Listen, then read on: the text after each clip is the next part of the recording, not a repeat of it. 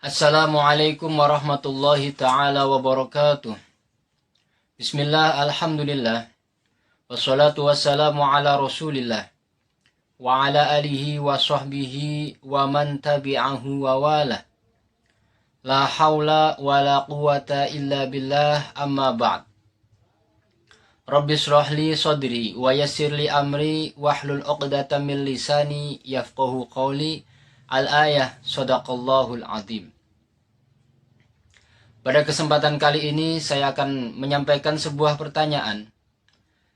Ketika ada seseorang yang dalam keadaan junub, dalam keadaan mempunyai hadas besar, kemudian dia akan melakukan mandi besar, katakanlah seperti itu istilahnya. Dia akan melakukan mandi besar, sementara dia anggota tubuhnya dalam hal ini adalah rambut, rambutnya itu disemir. Ketika seseorang rambutnya disemir, apakah ketika dia mandi besar, itu mandi besarnya sah atau tidak? Baik, di dalam keterangan kitab Hamish I'anatul Talibin, juz yang pertama Shahifah yang ke-35 dijelaskan bahwa Bismillahirrahmanirrahim wa rabi'uha alla yakuna fil udwi ha'ilun bainal ma' wal ghusul kanaratin wa syam'in wa dihnin jamidin khabarin wa hana'in bi khilafi dihni jaril ay al ma' illam yuthbat al ma' alaihi wa atharu hubrin wa hana'in wa qalu wa atharu han ay bi khilafi athari hubrin wa hana'in fa innahu la yadurru wal muradu bil athar mujarradul laun bihaitsu la yatahassalu bil hati masalan minhu syai'un.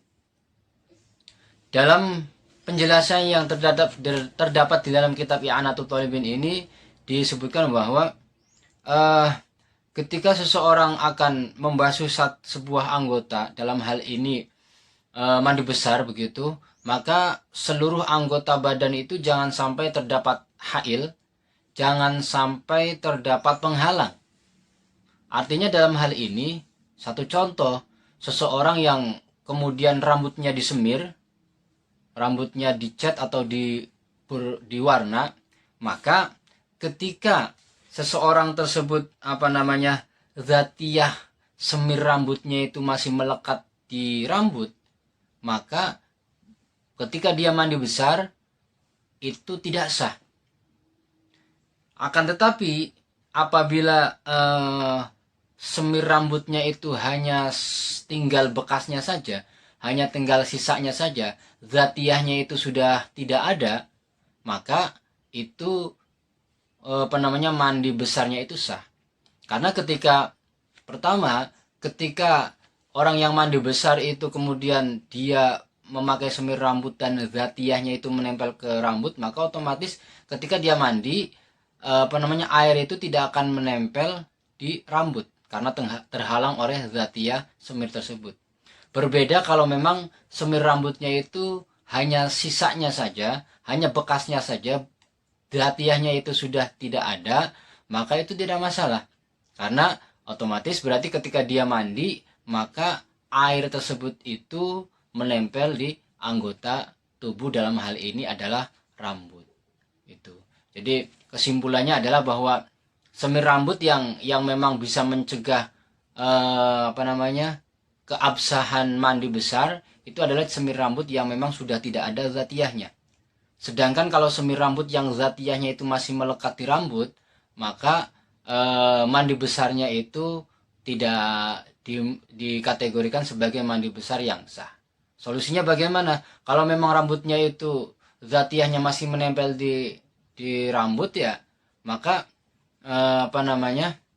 solusinya rambutnya harus dicukur terlebih dahulu baru kemudian mandi besar. Kalau rambutnya masih tetap ada dan mandi besar, ya akhirnya pada akhirnya mandi besarnya itu tidak sah. Demikian apa yang saya sampaikan, mudah-mudahan bermanfaat. Apabila ada ibarat yang saya sampaikan, yang saya bacakan keliru dalam hal nahwu sorofnya, kami mohon maaf yang sebesar-besarnya. Al-afu minkum, ihdinas siratal mustaqim. Assalamualaikum warahmatullahi taala wabarakatuh.